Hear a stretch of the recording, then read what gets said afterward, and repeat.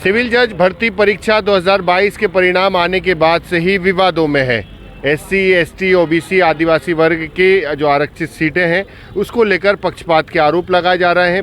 पिछड़ा दलित समाज संगठन के लोग भी सड़कों पर उतरे थे, विरोध प्रदर्शन किया गया और आज तो नेता प्रतिपक्ष और उप मुख्यमंत्री के बंगले का घेराव करने जा रहे थे। क्या वजह है, क्यों नाराजगी है आप लोग की? देखिए आमिर भाई, ऐसा है कि नेता प्रतिपक्ष आते हैं एसटी वर्ग से, आदिवासी वर्ग जिसको कहा जाता है, और जो डिप्टी सीएम जगदीश देवड़ा हैं वो भी आते हैं एससी वर्ग से।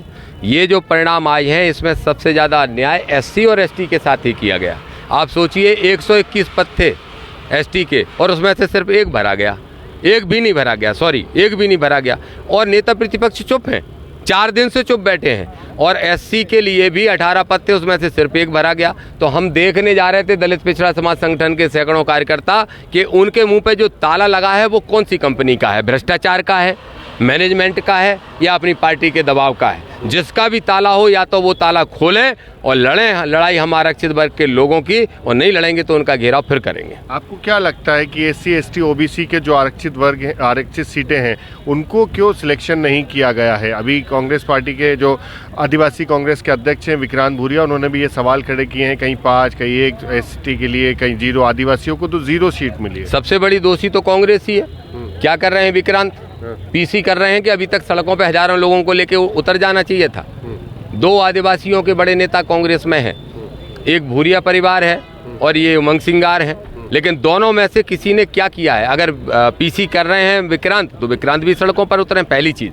दूसरी बात कि ये सरकार क्यों कर रही है? सरकार की नीयत आरक्षण को समाप्त करने की है। नागपुर से चलने वाला कानून ये कहता है कि ओबीसी, एससी, एसटी के कोई भी व्यक्ति हो उनका आरक्षण समाप्त कर दो, सबको आर्थिक आधार पर आरक्षण कर दो। हम इसके खिलाफ है, हम लड़ेंगे। सरकार वाली आरक्षण खत्म करने के लिए एड़ी चोटी का झींक लगा ले, लेकिन हम खत्म नहीं होने देंगे। आपको क्या लगता है कि ऐसा क्यों हो रहा है कि अभी जैसे जुडिशियली में ये सबसे बड़ी परीक्षा कही जाती है, अगर ऐसे में सिविल जज एससी, एसटी, ओबीसी वर्ग के नहीं होंगे तो क्या लगता है आप लोगों को कि क्यों किया जा रहा है ये सब? ये इसीलिए किया जा रहा है क्योंकि आरक्षण को समाप्त करने का अल्टीमेट प्लान है उनका, और उन्होंने सीधे सरकार तो डिसीजन नहीं ले सकती, नहीं तो हम हजारों लाखों लोग सड़कों पे उतर जाएंगे।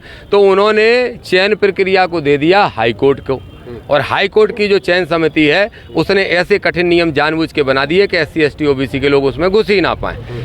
एमपीपीएससी जब तक ये एग्जाम कराती थी तब तक एससी, एसटी, ओबीसी के बच्चे सिलेक्ट होते थे।